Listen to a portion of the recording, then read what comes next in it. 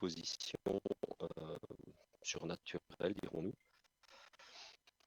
Et donc voilà, ce film qui est un chef-d'œuvre à vue, on vous enjoint vraiment fortement à aller le voir parce que c'est non seulement un très très bon, une belle critique sociale et un bel instantané, je vais dire, de cette époque, donc 1900, des années 80, et donc c'est vraiment très très très notamment au niveau de sa production, parce que je disais que pas, il faut savoir que c'est sur un scénario de Steven réalisé, voire selon Stern, qui Et le reste, on dit. il y a on va dire,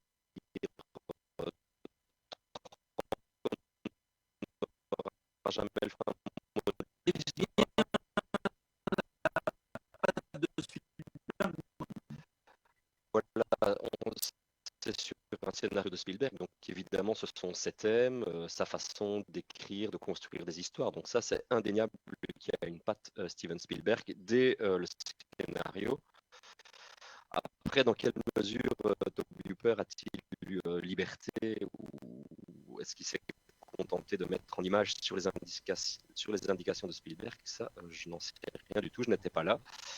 Mais c'est vrai que, hormis quelques fulgurances gorges, je vais dire, est-ce que on reconnaît le style Toby Hooper? D'un autre côté, qu'est-ce que le style Toby Hooper? Parce que de Massacre à la tronçonneuse à Funhouse, voire au DTV, enfin un VOD, je ne sais plus comment on les appelle maintenant, qu'il a fait par la suite. Est-ce qu'il a vraiment un style si marqué? Je ne sais pas. Je ne sais pas. Donc voilà, ça c'est un gros débat qu'il y a. Et outre ce débat sur la paternité du film, il y a évidemment la malédiction qui plane sur cette saga de films avec notamment le décès tragique lors du tournage du troisième de la petite Heather O'Rourke qui jouait Caroline. Le meurtre lors du premier film, ou un petit peu après le premier film de l'une des actrices principales, Dominique Dune. la mort, voilà. La mort de, oui, c'est vrai que je disais pas les noms, mais effectivement, la mort lors du deuxième ou peu après le deuxième de deux acteurs du deuxième, donc par cancer tous les deux, si je ne dis pas de bêtises. Ouais. Et qu'y a-t-il d'autre encore? Qu'est-ce que j'oublie, Jean-Louis, dans cette malédiction? Alors, dans Ben, oui, vas-y. la malédiction, en fait, commence un petit peu, on va dire, avec Dominique Dune. Mais à ce moment-là, quand Poltergeist 1 sort, on ne parle pas vraiment de malédiction.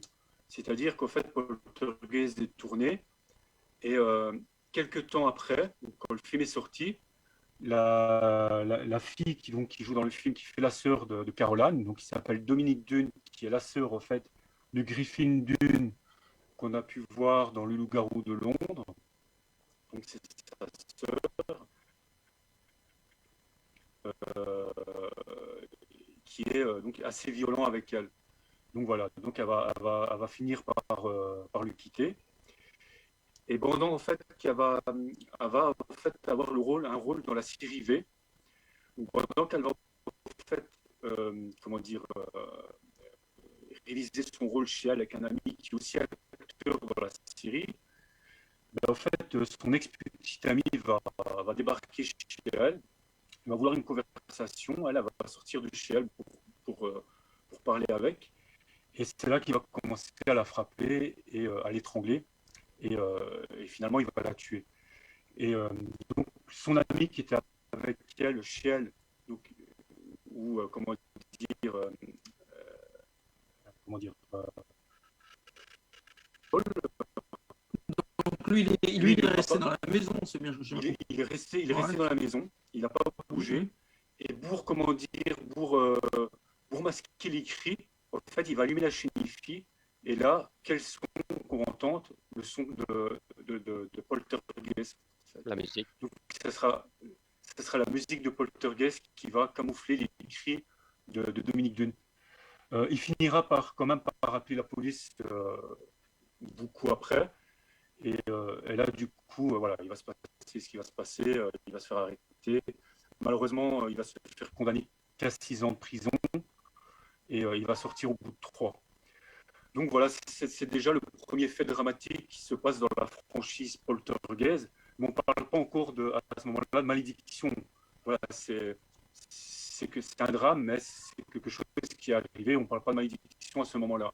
C'est vraiment à partir du deuxième film où là, Julian Beck, disons, qui est déjà très malade et mourant, et Will Sampson, qui n'était plus en très bonne santé non plus. C'est à partir de là, quand ces deux acteurs-là vont décéder, qu'on va vraiment parler de malédiction. Bon, maintenant, après ça, je laisserai Daryl en parler un petit peu, parce que c'est lui qui Mais va dis-moi, parler un peu. la séance Mais, d'exorcisme qui a sinon, été par demandée rapport- par les acteurs, c'est sur c'est le dans le 1? 2. C'est Non, sur le dans 2? le 2. C'est dans le 2. C'est sur le deuxième Ouais. film. Ici, tout ce qu'il y a eu assez de problématiques sur le premier, c'est juste Heather O'Rourke qui, si tu veux, pendant une des scènes où il y a les ventilos, où il y a tout qui vole dans la pièce, s'est mise à pleurer. Et donc là, Spielberg a directement couru, il a arrêté la scène, il a arrêté le tournage, il a réconforté la petite. Il lui a dit, écoute, tu n'auras plus à tourner cette scène. Et c'est ce qu'il a fait. En fait, il a collé une perruque dessus. C'est elle qui a tourné la scène. Il y a eu aussi la scène du clown, où à un moment donné, Steven Spielberg a dû intervenir parce qu'en fait, le clown étranglait réellement le garçon. En fait. Et personne ne s'en rendait compte. Donc le garçon devenait tout bleu. Qui jouait, quoi, c'est ça? Il pensait que ça faisait partie du. Voilà, il pensait que ça jouait. Et finalement, c'est Spielberg qui a vu qu'il y avait quelque chose qui n'allait pas. Non, point de vue qui a réalisé le film réellement, on peut dire qu'en fait, voilà, à l'époque, il y a Mick Garris, pardon, qui travaillait Ouais, il faisait le sur making-of, hein, Poltergeist, c'est ça, je crois. était, C'est qu'on m'avait dit, ouais. je Et lui, il a pense, vu des qu'il choses. faisait ça, ou lui, il a vu des choses. Pour lui, il affirme qu'il a toujours vu Toby Hooper dire lancer les scènes en disant action, tout ce qui s'ensuit. Mais maintenant, voilà, il faut savoir aussi que voilà, il y a beaucoup de gens qui ont du respect aussi pour Toby Hooper et qui, même Spielberg, en vérité, Spielberg n'a jamais réalisé Polter. Mais moi, je pense réellement, je pense que Geoffrey le sait, que pour moi, c'est Spielberg qui a en tout cas. C'est ce qu'il nous avait dit le réalisateur du 3, vraiment, avec cette très belle interview qui va apparaître dans le magazine. Gary Sherman en était convaincu aussi. Hein. Oui, lui, il était complètement convaincu. C'est un film de Spielberg, comme on disait tantôt, c'est le feeling Spielberg, c'est tout Spielberg. Ouais. La seule chose, c'est que c'est pas son nom au générique du film, mais clairement. On dirait du Spielberg. Ouais, il faut savoir qu'à moi, je compare toujours à Battle Angel Alita que Cameron a développé pendant 15 ou 20 ans et qu'au final, c'est Robert Rodriguez qui a réalisé. Mais c'est tellement un film de Cameron que voilà, Rodriguez c'est un peu comme juste un exécutant sur le film. J'ai l'impression que c'est un peu le cas aussi ici, que Toby Hooper, à mon avis, a réalisé le film, mais tellement sous les ordres entre guillemets, les ordres de Spielberg, au final, il ne s'est pas approprié. Ouais, et puis c'est difficile de lutter quand même. Hein. T'as Spielberg qui est là, oui, mais il peut faire ci et ça. Bon, qu'est-ce que veux-tu faire? Est-ce qu'il avait même envie de lutter? Je veux dire, il s'est dit, occasion de travailler avec Spielberg. Le sujet l'intéressait parce qu'apparemment, Toby Hooper avait eu aussi une expérience avec un esprit frappeur suite à la mort de son papa. Et donc voilà, le sujet l'a aussi intéressé. Donc dans quelle mesure il s'est dit ok, je me mets à ton service, je te propose l'histoire. Donc voilà. Jean-Louis, je pense, a plutôt un avis où Spielberg a utilisé Toby Hooper. Moi, à mon avis, il s'est mis à son service. Mais ça, évidemment, on ne le saura jamais vu qu'on pourra. Il faut savoir qu'à l'époque, en fait, Spielberg est déjà en train de travailler sur E.T. et qui ne peut pas, comment dire, il ne peut pas réaliser un deuxième film avec un autre studio parce que les deux films vont s'affronter, ils vont sortir en même temps, ils vont s'affronter, donc c'est pas très juste pour le studio avec lequel il est en train de réaliser E.T. Et donc pour la MGM, comment dire, moi je pense qu'il a eu un plan, c'est qu'en fait il s'est dit je vais sortir mon deuxième film et je vais tout simplement prendre un réalisateur, mettre son nom. Ça va être, pour moi, c'est mon idée. Hein. Moi, je pense qu'il s'est servi un petit peu, comme il disait, comme Geoffrey disait. Moi, je pense qu'en fait, il s'est vraiment servi de Toby Hooper pour pouvoir réaliser son film d'horreur, parce qu'il n'a pas envie que son nom spécialement soit attaché à un film d'horreur. Donc, du coup, Toby Hooper va réaliser le film. Entre parenthèses, mais ça sera tout le temps que c'est film.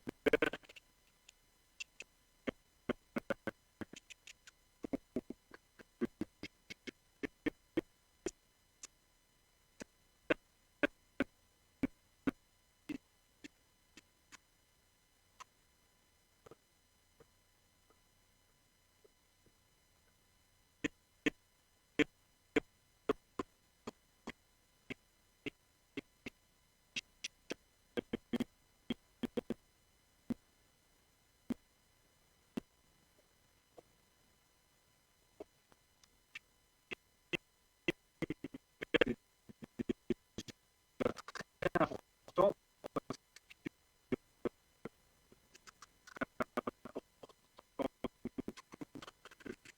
Pas parce que de toute façon, même s'il ne le réalise pas, il va pas il va pas pour son image de marque, c'est important. ce qui s'est passé.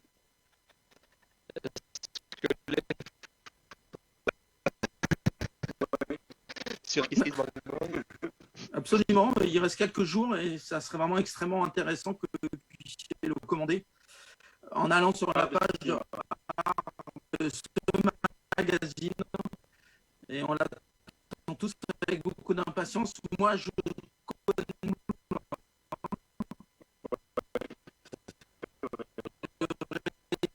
réalisateur était très ému en review. Ce réalisateur, c'est quand même un grand réalisateur de films d'horreur. Donc, c'était pas n'importe qui. Et tu as eu vraiment de la chance de pouvoir la voir et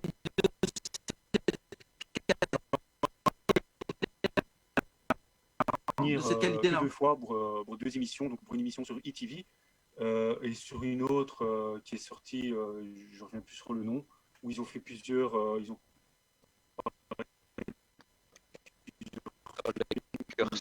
de la série documentaire Bakers, qui est très sympa. Et du coup, il est revenu deux fois sur cette histoire, et la troisième pour nous dans le fanzine, quoi. Faut savoir qu'il n'aime pas trop parler de 10 heures Aurore, quoi. Ça lui fait beaucoup de peine. Ça lui fait très mal. Hein. C'est ce qu'on on a compris pendant l'interview.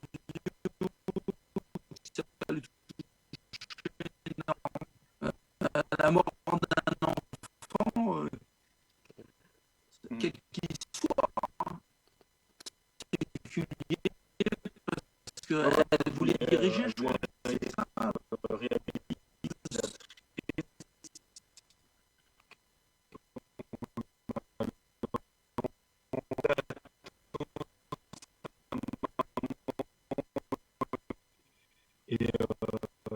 Et du coup, en fait, c'est sa sœur qui travaillait.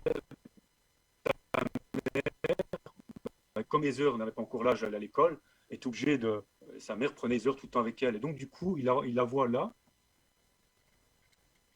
Et il s'approche, il lui dit tout simplement. Elle lui répond non, j'ai pas le droit de parler aux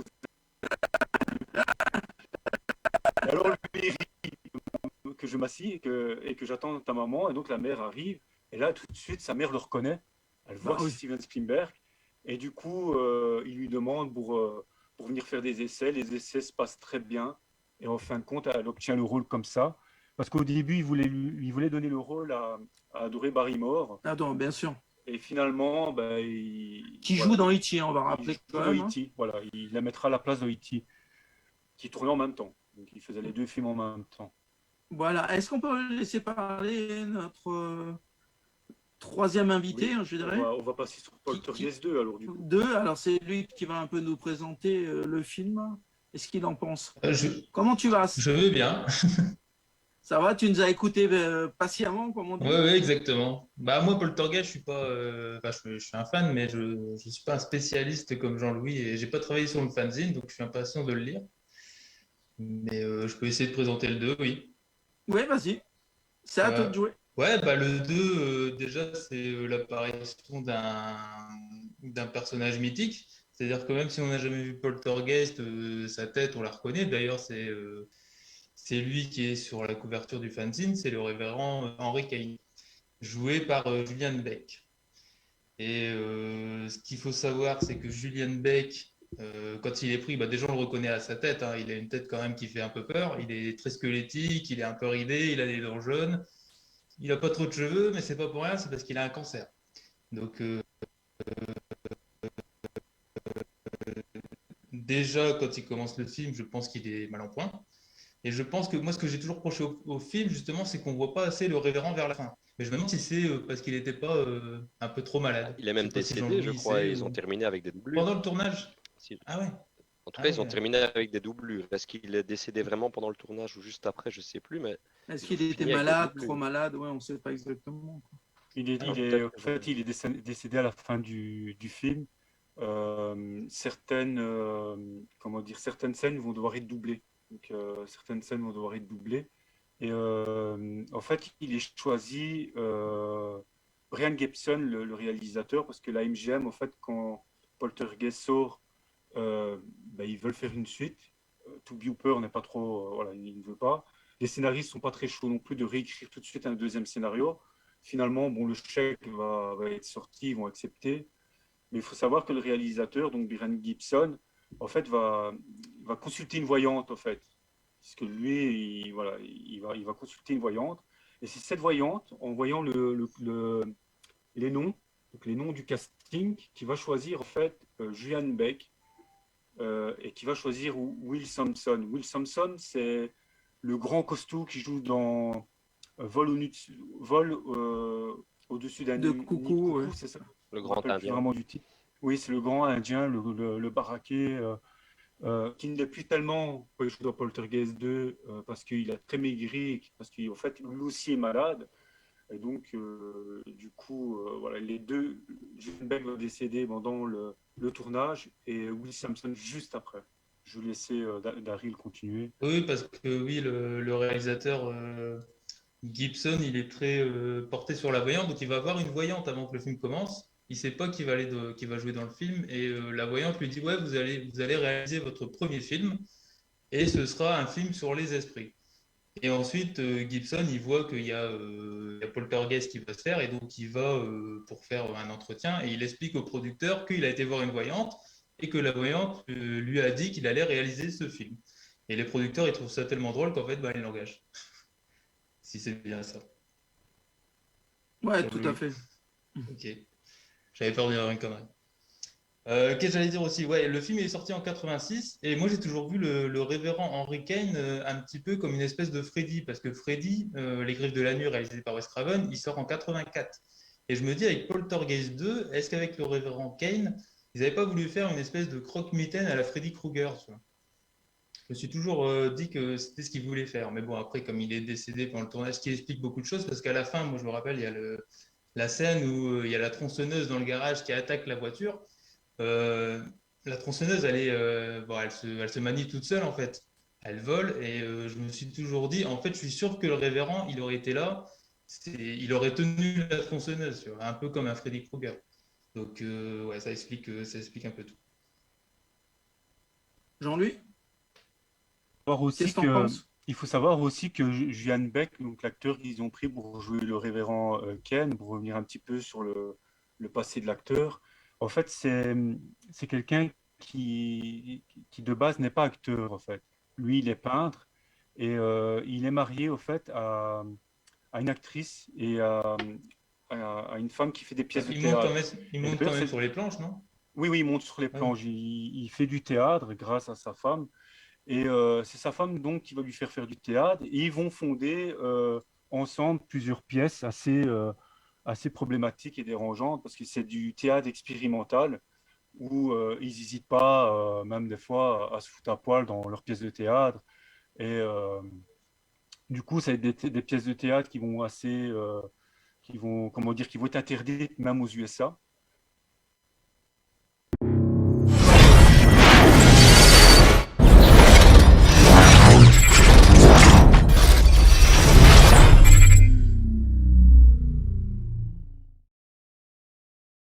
Et on passe d'un super moment sur des grands connaisseurs de la série des Poltergeist. Oui, Jean-Louis, tu t'entends, oui. m'entends? Ouais, voilà. Donc, et notre ami aussi, il est là, je crois. Ça va? Tu es là?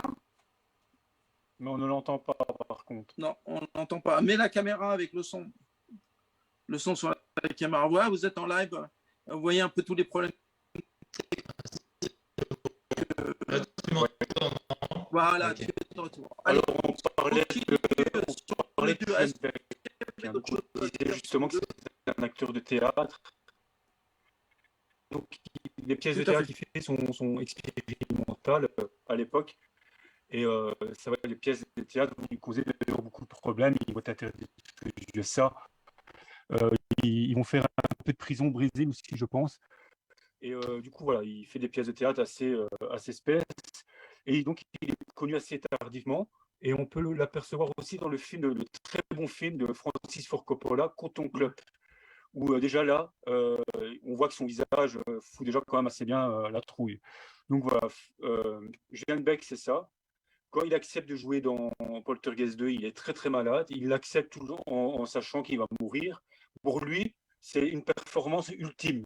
C'est, si tu veux, c'est son visage exprime la maladie. Il joue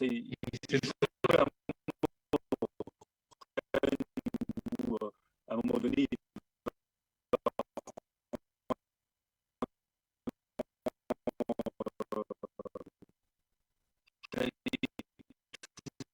mourir. Et c'est vraiment une scène qui fait très très peur, tu vois. Et voilà, il fait très émotion pour quelque chose. Mais en plus de ça, bon, faut dire oui, son physique est attaqué par la maladie, mais c'est un très très bon acteur. Donc du coup, lui va décéder. Will Sampson, les acteurs, en fait, donc, comment dire, les techniciens sur Poltergeist 2 vont se rendre compte que, comme dans le premier, on utilise des vrais squelettes, parce que ça, on a oublié d'en parler tout à l'heure. Dans le premier tournage, donc dans Poltergeist 1, on a utilisé des vrais squelettes. Donc du coup, il faut savoir aussi, pour remettre les choses dans le contexte, qu'à cette époque-là, il est fréquent qu'on utilise des vrais squelettes. C'est moins coûteux. On en avait utilisé notamment dans un des Indiana Jones, je ne sais plus lequel, mais ça se fait assez souvent. Donc les gens tout de suite après vont dire pour la malédiction que c'est parce que en fait ils ont utilisé des vrais squelettes que voilà, qui ont été maudits, voilà, qu'il y a eu plein de problèmes sur les tournages. Gary Sherman n'y croyait pas à cette malédiction, j'y crois très peu aussi. Il faut savoir que les deux acteurs qui jouent dans Poltergeist 2 sont décédés parce que ils ont été sélectionnés en étant déjà très malades. Donc Will Sampson, on va demander à Will Sampson, qui est également shaman, de pratiquer un exorcisme. Et donc on va lui laisser une nuit le plateau. Et il va pratiquer un exorcisme pendant cette nuit-là. Et d'après eux, après, ils vont se sentir mieux pour le tournage. Will Sampson va décéder après, donc pas longtemps après le tournage. Et l'acteur qui joue le père de Caroline va aller lui rendre visite. Donc, il va aller rendre visite à son ami décédé. Et là, c'est drôle parce que quand il va arriver sur le lieu de sa tombe, tous les oiseaux, en fait, on entend du bruit, tout, c'est bruyant. Et lui, il va lui dire bah, salut mon pote, je suis venu te voir. Et là, silence total, on n'entend plus rien. Et l'acteur va rester vraiment tout bête et il va dire non, tu me fais marcher. Donc, c'est pour te dire vraiment que même quand l'acteur a été le voir, parce qu'ils étaient devenus très proches sur le tournage de Poltergeist 2, voilà, même lui, quand il en parle après, on voyait que ça l'avait voilà, touché, quoi, hein, ça c'est l'avait ça. touché, ça l'avait touché. Du coup, voilà, c'est ce qu'il y a à dire sur Poltergeist 2. Voilà, je pense on a dit tout ce qu'il y avait à dire sur Poltergeist 2. Voilà. Et le 3, film, alors? le film va bien marcher au box-office. Il va pas faire un carton comme le premier, mais il va très bien marcher, aussi bien que tout de suite après, on va commander un troisième. Et là, le troisième, donc du coup, on va demander au scénariste de revenir tout de suite et d'écrire une troisième histoire, chose que cette fois-ci, même avec un bon cachet, ils ne vont pas vouloir. On va demander aussi aux acteurs de revenir, donc l'acteur qui joue le père et à l'actrice qui joue la mère de revenir pour un troisième. C'est pas qu'ils ne vont pas vouloir, mais ils vont demander un cachet assez conséquent. Et là, les producteurs, donc les studios de la MGM vont refuser parce que voilà, le cachet qu'ils demandaient était trop exorbitant par rapport au nom qu'ils avaient. Au fait, c'était pas non plus des grands acteurs. Donc voilà, les studios ont refusé parce que pour eux, le cachet était trop conséquent. Et donc du coup, on va engager Gary Sherman qui devait normalement de base aussi réaliser le premier. Il avait refusé à l'époque de refuser le premier. Donc on va engager Gary Sherman. Gary Sherman va accepter sous l'assistance de ses deux amis producteurs. Il va accepter sous condition que le film soit tourné à Chicago. Et donc, du coup, il va tourner le film à Chicago. Il va l'écrire, donc il va écrire le film et il va le tourner là-bas. Donc, il va tout faire, tous les effets spéciaux vont être faits à l'ancienne. C'est lui qui va les faire. Il va s'en charger. Ça va être un travail de fou. Ça va vraiment être un gros boulot. Et il va faire ça à l'ancienne. Il faut savoir aussi que Gary Sherman est un réalisateur très chevronné. Il a réalisé de très bons films d'horreur. Il a tourné avec des très bons acteurs, notamment Rutger Hauer, Robert Englund. Il a tourné avec beaucoup d'acteurs. C'est quelqu'un de très apprécié. Mais lors du troisième film, il va se passer aussi, je crois, le plus gros drame de la franchise. C'est que, en fait, pour tout te dire, en fait, le film est tourné, mais la MGM n'accepte pas le final. Donc, des reshoots sont prévus. Heather O'Rourke doit revenir tourner des reshoots quelques mois après que le tournage ait été fini. Mais le problème, c'est que Heather O'Rourke souffre et on le voit déjà sur le tournage. Elle est sous médicaments, en fait. Donc, elle a un visage assez gonflé. Elle est sous cortisone. Et tout ça parce qu'en fait, avant le tournage de Poltergeist 3, elle tombe malade. En fait, elle est souffrante. On lui diagnostique en fait la grippe au départ. Et puis après, pendant des examens, parce que sa mère va lui faire des examens avant d'aller à Chicago, là, on va se rendre compte en fait que voilà, les spécialistes vont dire qu'en fait, elle souffrirait de la maladie de Crohn. Donc, elle va être traitée pour cette maladie-là pendant le tournage de Poltergeist 3. Elle sera sur surveillance médicale avec un médecin de Chicago qui va la surveiller tout le temps. Et vers la fin du tournage, en fait, les choses s'arrangent. Elle est en fin de traitement. Son, comment dire, son apparence physique redevient normale. Et c'est juste avant de faire les reshoots, le 1er février, euh, voilà, qu'elle tombe, au fait, qu'elle fait un malaise chez elle. L'ambulance débarque. Elle va faire un arrêt cardiaque sous le trajet, pendant le trajet qui l'amène à l'hôpital. Elle va faire un arrêt cardiaque. Elle sera réanimée à son arrivée, donc à l'hôpital. Et donc réanimée, oui, donc elle va pas, comment dire, reprendre connaissance, mais elle va, comment dire, ses signes vitaux vont se stabiliser. Donc, du coup, là, en fait, ils se rendent compte qu'en fait, qu'elle a eu une sténose qui a éclaté, donc une sténose intestinale qui a éclaté. Donc, ils décident de l'opérer, mais ils préviennent tout de suite les parents que ça va être chose compliquée parce que suite à l'arrêt cardiaque qu'elle a fait dans l'ambulance, il va lui rester des séquelles probablement, même si l'opération réussit, il va lui rester des séquelles et que l'opération va être difficile suite à l'arrêt cardiaque qu'elle a fait. En général, c'est des opérations qui se passent très bien. Il y a un taux de réussite qui est quand même assez élevé. Donc, l'opération va se passer correctement, ils vont savoir l'opérer, mais quelques temps après, elle va décéder par rapport, suite surtout, c'est pas suite à l'opération, mais suite surtout à l'arrêt cardiaque qu'elle a fait dans l'ambulance. Gary Sherman dira dans le documentaire que j'ai vu, en fait, elle a été soignée pour une maladie qu'elle n'avait pas. C'est chose qui est vraie. Elle a été soignée pour la maladie de Crohn, une maladie qu'elle n'avait pas.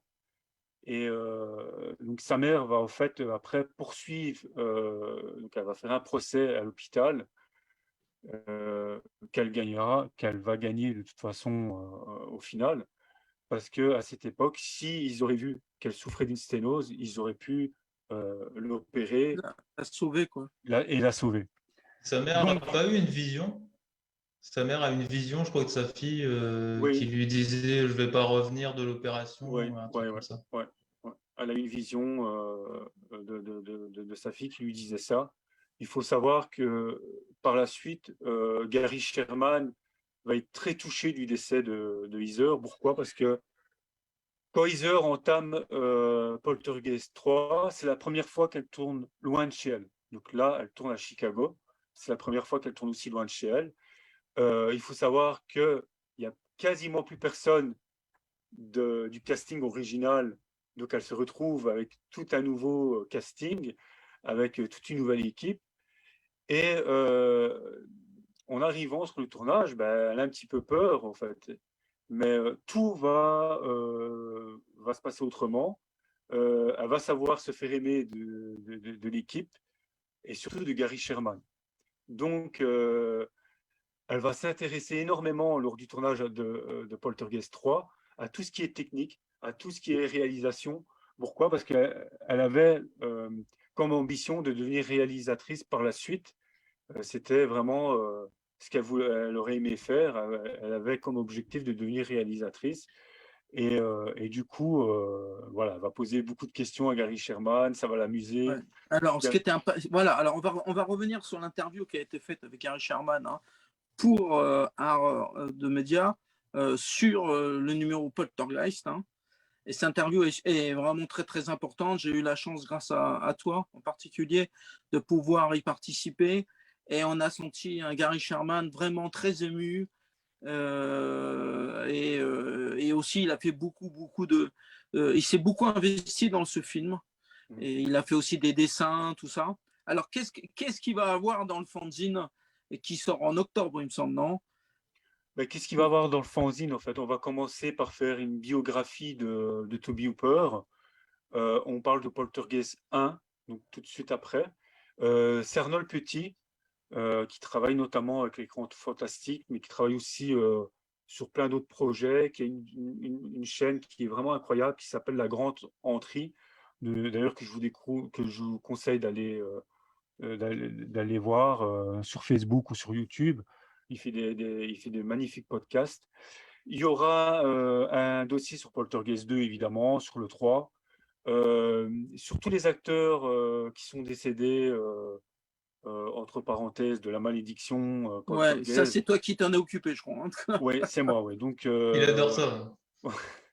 donc, on parle de Julian Beck, on parle de Heather, on parle de Dominique Dune, on parle aussi de Will Sampson, euh, on parle aussi du remake de 2015. Donc je sais que le remake, beaucoup n'ont pas ne l'ont pas aimé.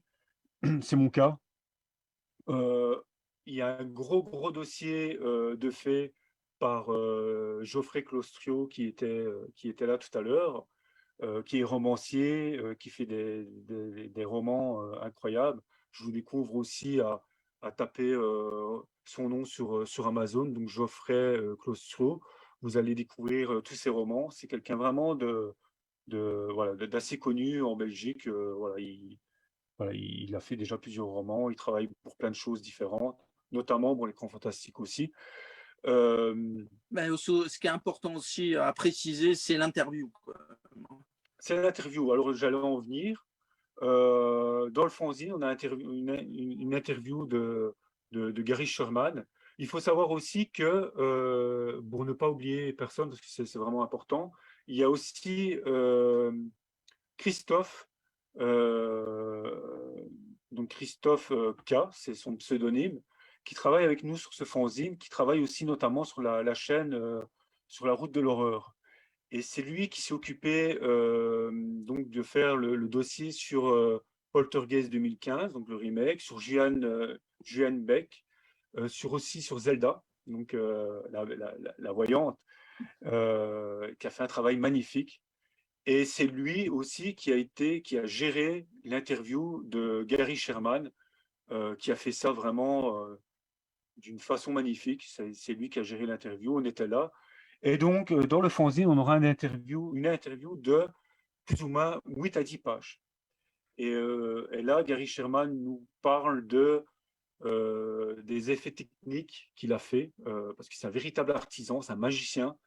Il nous parle de tout ça. Il nous parle aussi de Heather. On a hésité énormément à revenir. On nous avait dit de pas trop en parler parce qu'il n'aimait pas trop de revenir sur Heather. On lui a quand même posé des questions. Il a accepté d'y répondre. Je sais que voilà, je sais qu'il n'accepte pas souvent d'y revenir. Ouais, non, mais l'interview était assez hallucinante, hein, parce que je sais que Ouais. pendant qu'on continuait à faire l'interview, sa femme est venue parce qu'elle voulait manger avec lui. Elle a dit Oui. non, non, non, non, laisse-nous, je veux finir cette interview, c'est important de Ouais. la terminer et c'est une interview qui me passionne. C'est ce qu'il Ouais. a plus ou moins dit. C'est ça. Et du coup, ça a été très éprouvant. On a vu quelqu'un de marqué, hein, comme moi je l'ai vu. J'ai vu que c'était quelqu'un de très marqué, quelqu'un qui avait été très touché. Il faut savoir que Gary Sherman, quand il a appris le décès de Heather, en fait, il devait continuer à faire les reshoots. Donc, ils ont dû prendre une doublure. Et lui, tout Ça ce l'a qu'il voulait, détruit. Hein. Ça ça l'a l'a détruit. détruit. Ça l'a détruit. Il ne voulait même plus finir le film, en fait. Lui, tout ce qu'il voulait, c'était. Il voulait arrêter. Il ne voulait plus entendre parler de Poltergeist 3. Lui, tout ce qu'il voulait, c'était en finir avec ça. Finalement, il l'a terminé quand même à contre-cœur. Voilà, avec une doublure de Heather. C'est un final qui est assez brisant. Hein. Vous pouvez voir la scène d'origine, hein, avec Heather parce qu'elle a été tournée. Il y a beaucoup de gens qui doutaient, est-ce qu'elle a été tournée ou pas? Oui, oui, elle a été tournée. Vous pouvez la voir sur YouTube. C'est juste qu'elle plaisait pas au studio de la MGM et que Gary Sherman a dû se plier aux exigences de la MGM.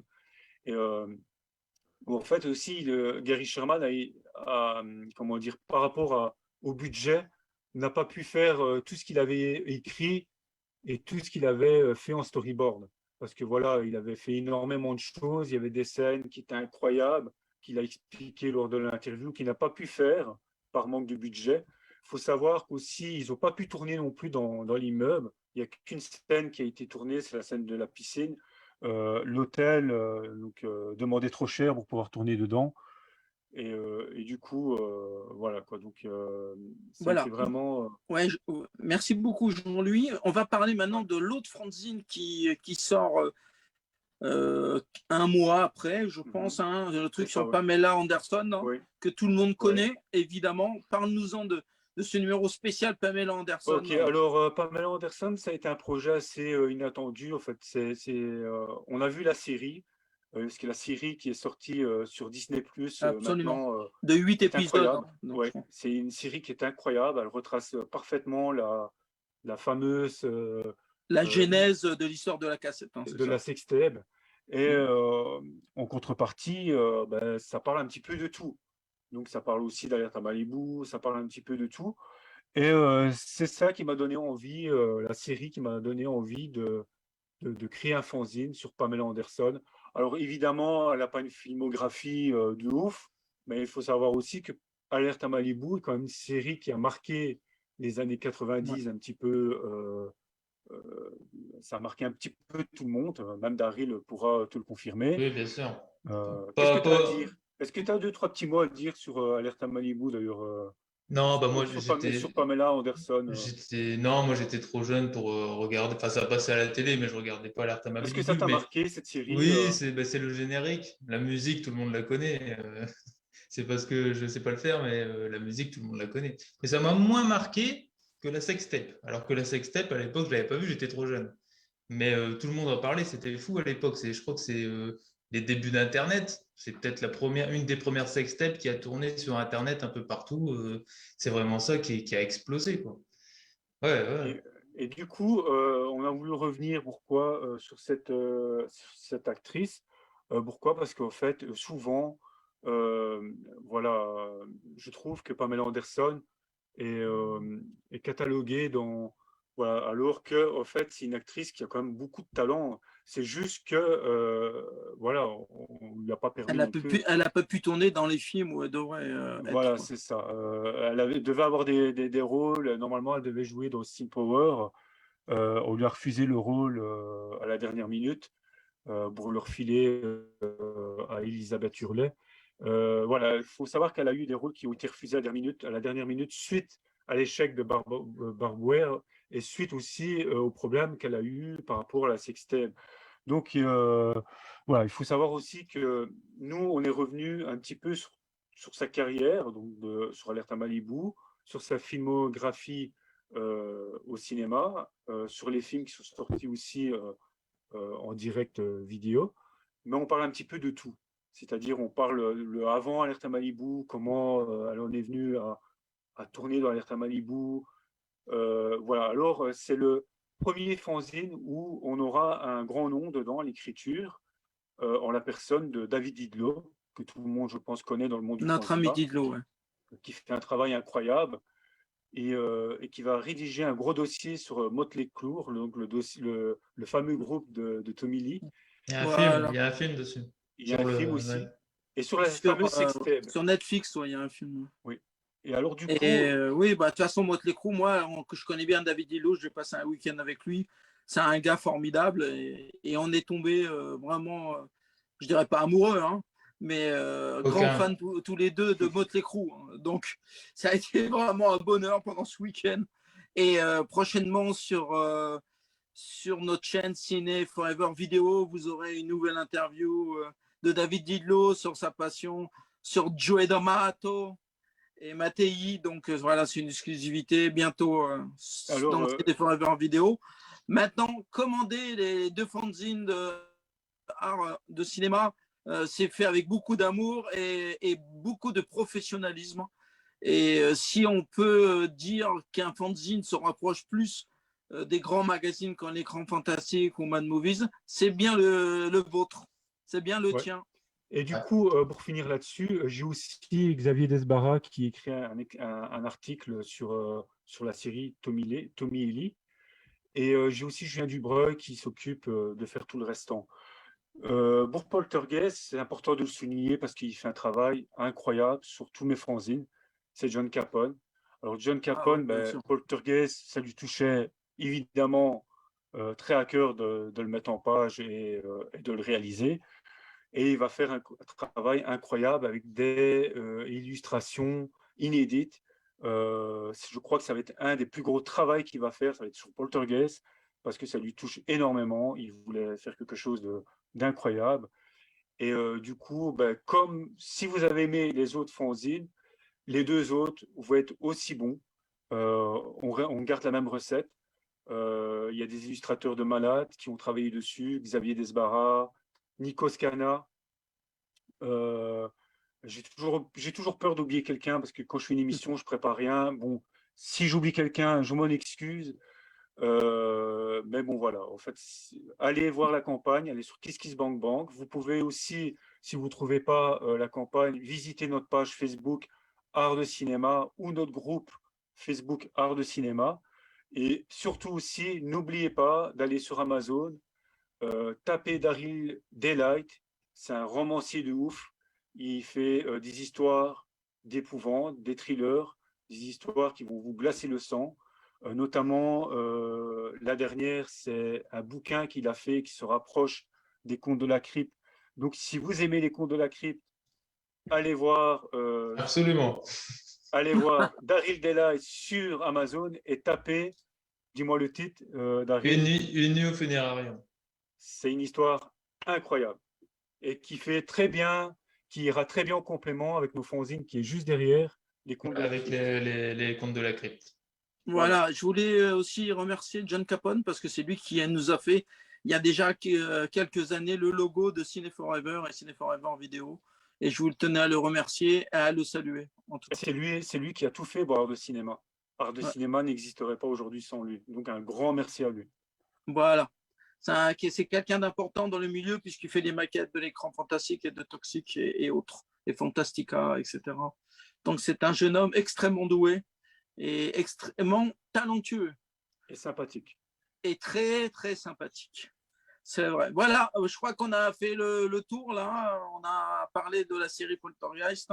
Et si vous voulez tout savoir sur cette fameuse série, il faut acheter le fanzine de Art de Média et le commander sur la page Art de Média ou sur Kiss Kiss Bang Bang. Il reste quelques jours, donc n'oubliez pas cette équation de pouvoir le commander et l'avoir.